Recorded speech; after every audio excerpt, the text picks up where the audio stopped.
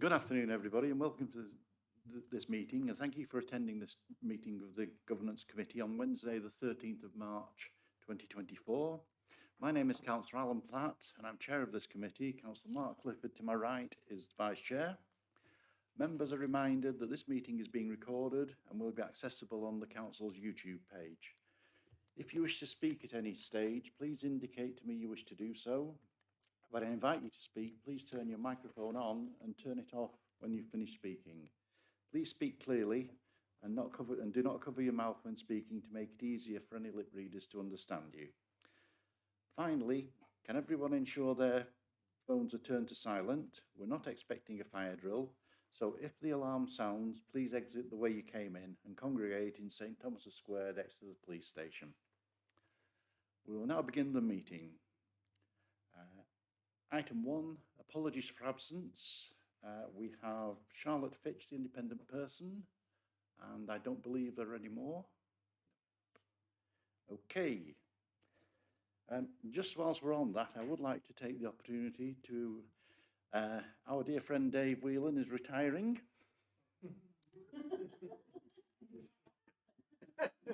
Voluntarily, And I mean, I've only been the chair for, well, less than a year, but I'd like to thank you for all the help you've given to this, to me and to this committee, and also the standards hearing panel, which we had. Without you, I don't think we'd have managed it. But thanks, Dave. Thank you. And the best wishes from myself and hopefully on behalf of the committee for your future. Yeah, thank you, Chair, and everyone else. Thank you. Item 2, declarations of interest. Members are reminded of the responsibility to declare any pecuniary interests in respect of matters contained in this agenda. Does anyone have any interests to declare? Okay, we'll move on to item 3. Item 3, the minutes of the meeting from Thursday, the 8th of February 2024. The minutes of the last meeting are included within the agenda. Are there any comments or points of accuracy to raise? Councillor Clifford. Move them, Chair. Thank you. All in favour? Thanks. We'll move on to item 4, the internal audit plan, April to September 2024, pages 7 to 12 in your meeting papers. And I'd like to invite Jackie Murray to present this item. So the report set out is the internal audit plan for the period April to September 2024. So the report will provide you with details of the reviews to be included within the internal audit plan for the next 6 months. And it also identifies how our workload will be set out for this period. So the purpose of the report is to remind members that the respective roles of managers and internal audit and the role in maintaining a sound system of governance and internal control within the council, and to advise that the internal audit plan is a means where we can assess this assurance. We've also provided details of the associated performance indicators we'll be reporting on within the coming year, and we seek the committee's approval of the audit plan for the specified period. If I draw your attention to paragraphs 8 to 11, we set out how we have compiled the plan and the tasks that we've undertaken to get agreement for the reviews that we wish to include for this period. Full details of the areas that we're looking to review have been set out within Appendix A, which is included. As is usual, we allocate time within our plan for Chorley Leisure Limited, so we've included a period of 75 days within our plan for those reviews to be undertaken. The plan is based on the available resource within the team, and we've outlined this within paragraph 13. Paragraph 14, we're going to advise you of the same performance indicators that we have done historically. These are the percentage of plan time used, the percentage of the audit plan completed, our satisfaction survey ratings throughout the year, and the number of agreed actions that are implemented by management. We'd also like to provide you an update on a previous report that was provided to committee. So this was on the physical security and environmental controls review. So progress has currently been made with the implementation of the agreed internal audit actions for this. A budget has been identified and some orders have been raised with the contractors, and it's anticipated that the works will be completed by the agreed timescales that were allocated and agreed for that review. And we'll provide you a further update within the annual report, which will be presented to committee in the May meeting. So as I said before, Appendix A details the full reviews that we're going to include for the next 6 months. So if you've got any questions, I'm happy to take them. Thanks, Jackie. I'll open the floor to the members if there are any questions for Jackie.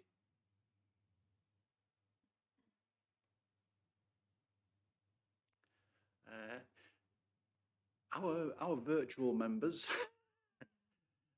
Any questions from Georgia and Gareth? No questions from myself, Chair. No. No, thanks, Chair.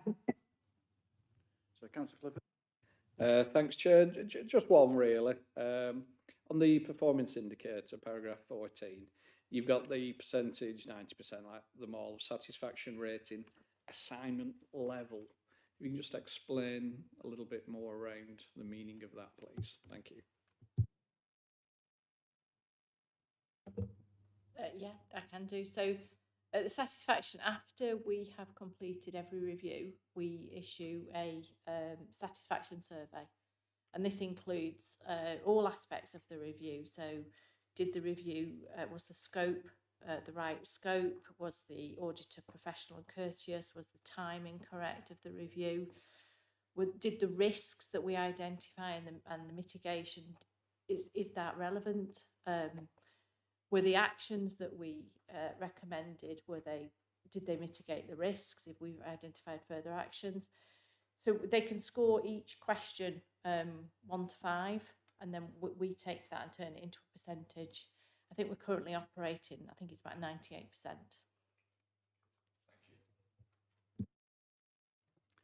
Thanks, Dawn. Any more questions from the committee? Just one from myself then. Purely for the officers.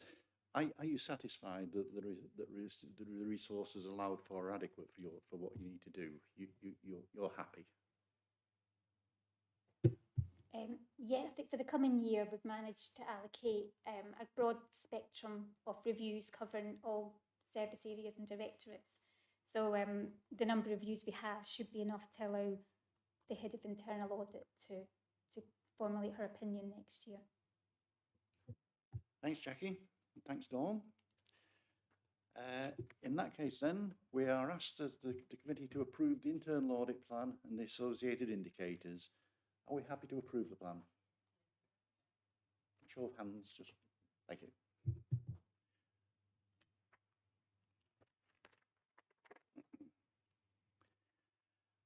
Item 5, Key Contracts and Partnerships Framework Refresh, pages 13 to 26 on your meeting papers. And Caroline Wolfenden will present this item. Thank you. Thank you, Chair. Yes, so I'd like to present to the committee today the framework, the Key Contracts and Partnerships Framework, which has recently been refreshed. So the purpose of the framework is to set out the monitoring arrangements for contracts and partnerships that we feel should be subject to additional scrutiny because of their significance. So obviously when we're talking about significance, we're looking at things like their financial value, the length, the impact on the council objectives or our service delivery, or the level of risk that they might pose. So the refresh came about through an internal audit review, and it concluded that both Chorley and South Ribbles framework would benefit from reviewing. During that evaluation, we identified that there were similarities across both councils' existing frameworks, so we felt that it made sense to create a shared framework. Obviously, whilst it is a shared framework, there will be a separate list of key contracts and partnerships for each council, and there will also be obviously different reporting arrangements for each sovereign council.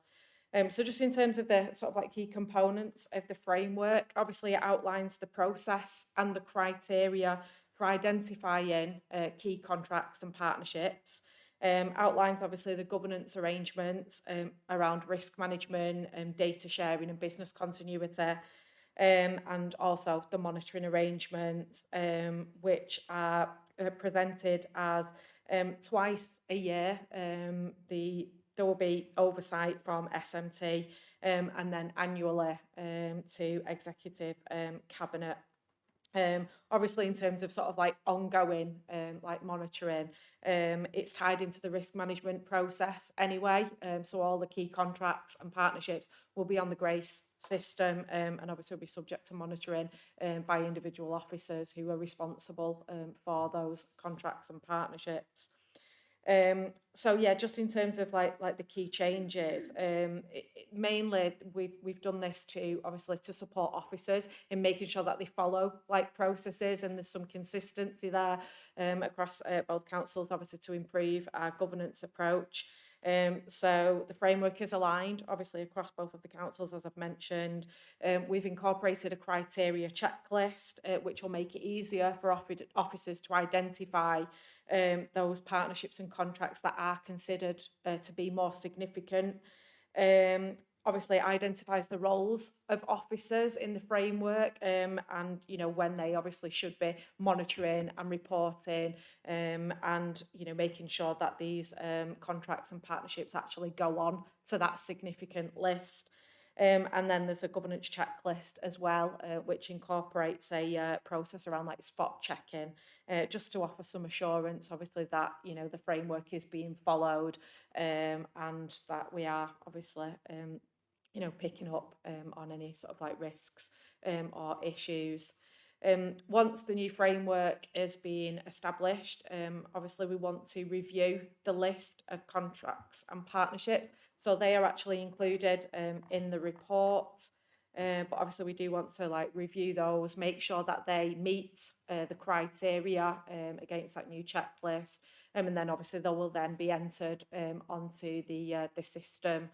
And as well, we want to also do a bit of an additional piece of work, just generally around looking at our collaborative like working arrangements, just to make sure, you know, that any of those like arrangements are, if they are significant partnerships, that they're captured, and want to make sure that obviously those arrangements are effective and that they are driven like by good governance in line with this framework, even if they're not necessarily, you know, deemed as like a significant partnership. We still want to obviously make sure that there's good governance around all of our collaborative working arrangements. So there'll be a piece of work, as I said, to kind of like map like those other arrangements where partners are working together.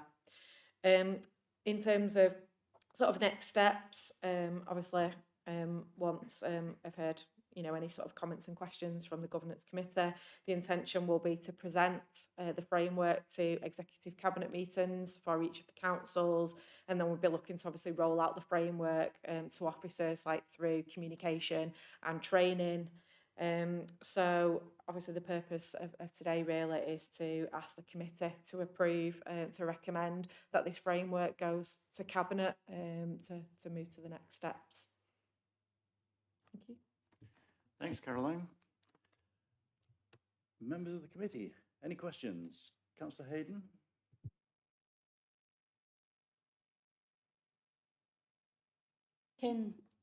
Is it when the contract is actually identified, or when it's gone through its procurement processes and that type of governance, and then it's when it starts running that you under this framework, or is this framework meant to kick in right at the very beginning? So Caroline's actually developed the framework, so she might know be better to answer this. But I would say it starts at the process, because obviously there's that checklist. So obviously when you you know enter into that contract through the procurement process, it's about identifying whether it's significant based on the value or based on the length of the contract, and obviously that what will determine whether it goes onto the register and will be subject to that additional scrutiny. So it's at the point at which obviously we enter into, you know, that contract or partnership, we determine whether it needs to be added onto that register. Is that correct? Yeah. For the contract and the suitability and sustainability of the contractors appointed, that's done in the procurement process. That's done in the that's done in the procurement process. Is it possible that you could just make that statement, please? Mhm. And also, when you were talking about the additional piece of work about matching the two sides, where will that be published? What will happen with that information when you've got it? This was just an additional piece of work. So I'm quite new, obviously, to the councils. No. So I'm in a new role. So obviously I've come in and you know, obviously there's this list here of the partnerships. But I've noticed that maybe some are not like necessarily like registered on there, or things that I know like about. So I just feel like that there's a need to kind of like understand like what all our collaborative working arrangements are, just so that we can like understand whether they should also be deemed, you know, as a significant partnership. So we're just going to start that work probably in the next few months, just to kind of like map it out. But happy to bring, you know, this back to the committee when we've, you know, understood whether you know, there will be any need to kind of like link it into this. We can bring it to the committee.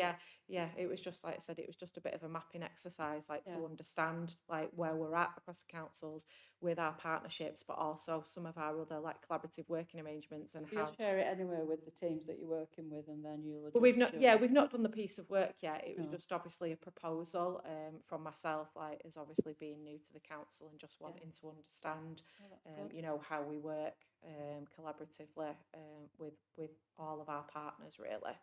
Thank you. Thanks very much. Thank you, Chair. I think Councillor France.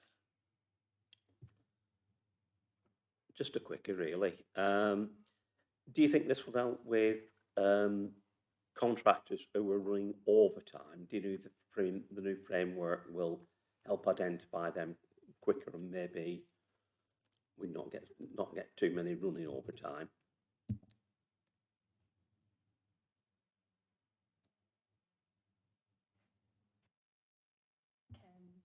So I think that's obviously again like something that's picked up, isn't it, through the procurement process in terms of like the contracts like arrangements. This framework is more obviously for officers, you know, and making sure that you know, we're clear about you know, what are our significant contracts, what are our significant partners, and making sure that, you know, they form part of like our reporting like processes.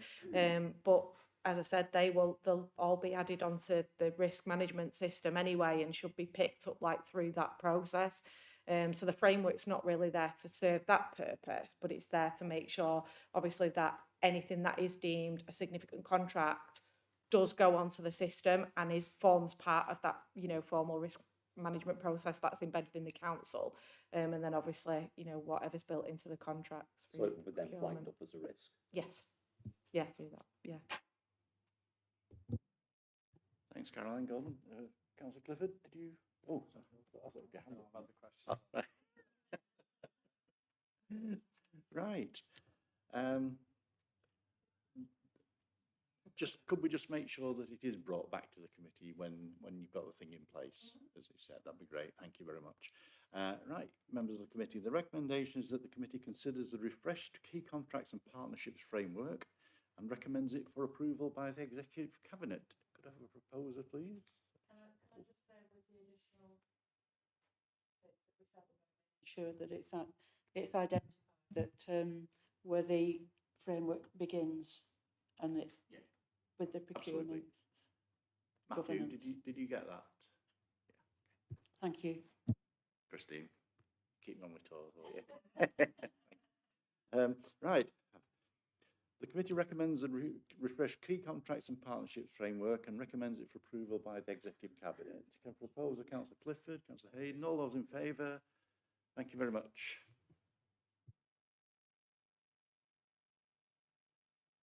Item number 6, the social media protocol, pages 27 to 70 in your meeting papers.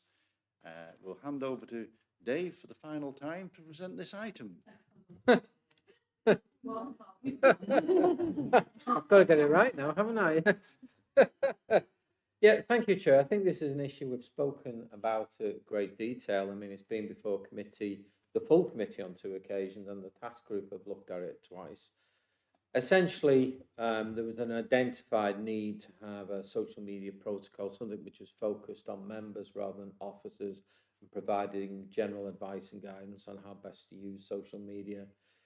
It was agreed that we'd have a document setting out the do's and the don'ts. We've considered a number of other policy documents elsewhere from other councils. We've used that as a starting point. We've also, you will see in terms of the document we've produced, we've included reference to LGA guidance, both website guidance and a policy document that was produced in Wales, which is very helpful. The idea is that the document shouldn't be too detailed, and the idea is also that the document should dovetail with the code of conduct, because essentially what all the document is doing is fleshing out what's already there in the code of conduct. So the recommendation, Chair, is that the members should approve the social media protocol with a view to it being referred to full council for adoption. As I say, this will fit in well with the proposed new code of conduct as well, so it will, the two will go together well. Thank you, Chair. Thanks, Dave. Just before the committee speaks, I'd like to bring in Pete Ripley, our independent member, and see if he has any observations to make. Thank you, Chair. Yes, sorry I wasn't able to be on the working party because I was away, but I do think it's a very good document, and at 4 pages it's about the right sort of length. I do have, however, several comments that perhaps, you know, people might want to think about. The first, very simple, you append the Welsh document, which at 35 pages does rather seem to be a bit of an overload for members. I think if you've got a code of a protocol, it should stand on its own feet. If there's not something in there that's in the Welsh one, it should be brought into the protocol. Having said that, I think it is a very good document. The second area really is the legal considerations. There's a whole list of things that you might inadvertently breach by your actions, speaking, writing, whatever. It doesn't mention under data protection that you could be prosecuted there as well, which then got me thinking, in the light of recent events at a national level where a politician had their legal expenses paid for them by the government, I wonder whether it needs to be made clear to the Chorley members whether if they do something wrong, whether they're covered or whether they're on their own. So just I would have thought a short sentence or something at the end saying what the situation is likely to be if you contravene any of these various acts. And finally, really, it's small points on the do's and don'ts.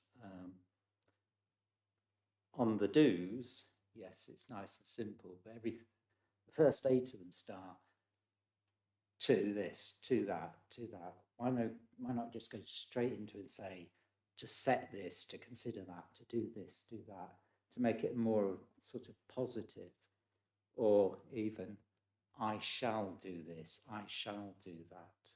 So it's just a trivial change in wording, but it makes it more personal that you will actually do some of these things that you're supposed to be doing. And finally, on the don'ts, there's one bullet point that seems to be a bit out of place in the way that it's worded. The one that starts robust political debate with other politicians is fine from time to time, blah, blah, blah, before you actually say what you're not going to do. I think you should say something like, I will not, and I don't know what the word is, but to borrow the word from the existing paragraph, I will not degenerate into personal attacks in debates with politicians. Let's not have all that preamble about, oh, it's all right to be rude to each other because you're politicians. Because some people might not think it is all right. And that's it, Chair, for me. Thank you, Peter. Thanks. Sorry, Dave, yeah? Yeah, just a few comments. I mean, obviously entirely a matter for committee, whether you want the Welsh document appended or not. In terms of the comment about data protection, I mean, there's a whole list of legal considerations. Inevitably, it's high level because there's so much there. We do refer to the possibility of civil or criminal action responsibility. But in terms of if you wish to, we could add another sentence along the lines of that if you're in breach of any of these provisions, the expectation is that it'll be your responsibility to deal with it, not the council. So we could make that clear. In terms of the do's, they are prefaced by the word "I commit to the following," but if committee wish me to slightly change the wording, that's not a problem. In terms of the specifics of the don'ts, the comment about robust political debate, I understand the point being made, so I could just, in effect, turn that sentence around a little bit so it fitted the style of everything else. As I say, it's over to you, Chair and Committee. Thanks, Dave. Well, we should start really with the working group that that provided the background. Councillor Clifford, you chaired it, I believe. Thank you, Chair. Yes, I actually think what you've said there are all valid points. I've got no objections. I don't know what other members are. I don't think they're too difficult to change at all. It keeps the document. The one thing I probably would want to keep, but this is just my personal view, I don't know what the other members think, but the reason the Welsh document's in there, we've got, if you, as you say, you put too long a document together, people don't read it. It's mainly there as the backup when, if the worst comes to the worst, that's there to actually go through it. So say in future there was a standards hearing, anything like that, that's got an awful lot of stuff in that we can refer back to. That was supplied at the time to all members and prospective members that may come along, so they know where they're at. I do understand most people will only read the 4-page document, but having that as well, I think could be useful in the event of any standards hearing, and hopefully there won't be any, but it's certainly worth having. But I'll have to see what the rest of the members think on that. Thanks. Thanks, Councillor Clifford. Councillor Martin? Yeah, I think we discussed it within the task group about having the LGA documents there as guidance, because I think they contain examples as well, which are probably useful for people to actually, if they can't actually get their head around the protocol, giving them specific examples of don't post things like this on social media is probably quite helpful for some people. I think I agree with the line about, you know, if you get yourself in legal difficulty, you're on your own, you're paying for it. I mean, individual parties have their own policy on things like that, but that's not the council's policy. And I think, yeah, it is quite important to actually highlight that, you know, you could lose your house on this. Perhaps not use those words.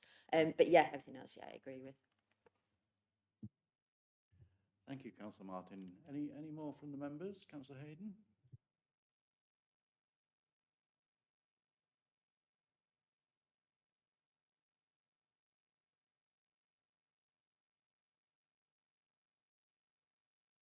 General legal considerations, and I know that defamation is not necessarily a legal one because it's not libel, it's detraction or defamation, but it is immoral and it's below the standards of a councillor, and I wondered whether or not we could just highlight that a little bit more.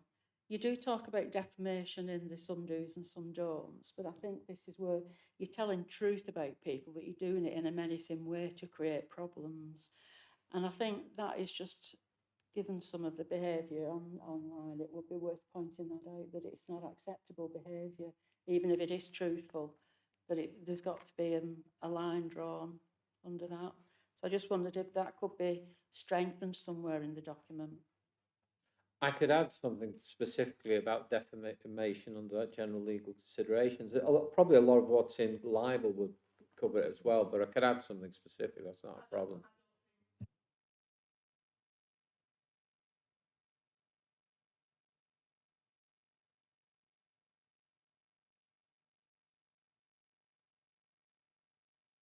think you're talking defamation of character, and I believe that can be prosecuted. There are plenty of trials that where financial Well, payments are made.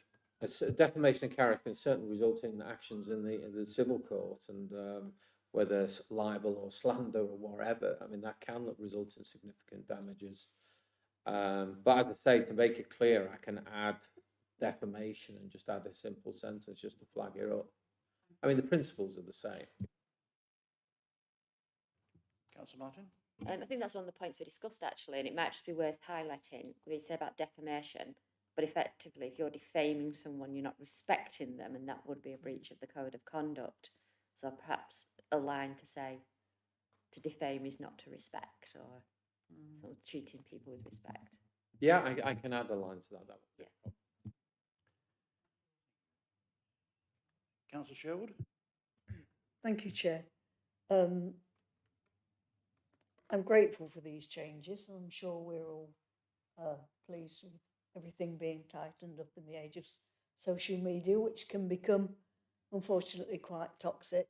And also it reminds members that we are community leaders, and to remind ourselves it's important what we say and how we behave, and we set the example for others. Thank you, Chair. Thanks, Councillor Sherwood. Peter, anything you'd like to comment on what's been raised, or anything you'd like to add? No, I think the only thing I'd like to say is if we've got it right, it's less work for Charlotte and myself. Thank you. I mean, I think the underlying message is abide by the code of conduct, really, isn't it? Sorry, Chair. Councillor Sherwood. The other aspect to this, of course, is if anybody is in breach of these conditions, that action is taken and it isn't ignored. Thank you.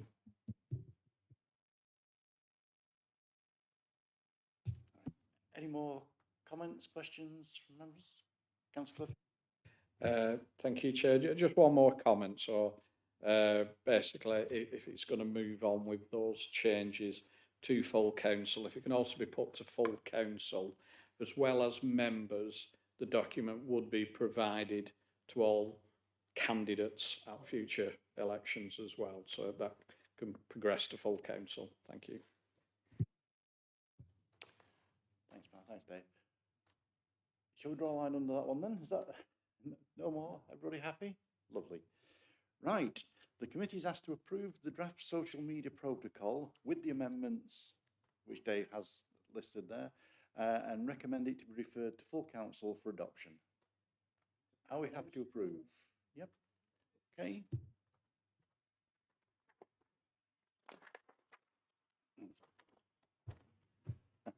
Aha. Item 7. Dave, as it's your last meeting, surely you must have something for us. I was hoping to surprise you one day, Chair, but no, there have been no repair operations within the last quarter. Oh, Dave, you can see the disappointment on the members of this committee. I had no notice of any urgent business, so that concludes the final committee meeting of the municipal year. I'd like to thank everybody for attending, and thanks to our virtual observers for attending, and thanks also to Pete for his input. The next meeting is scheduled for Wednesday, the 22nd of May 2024. Thank you all for your time.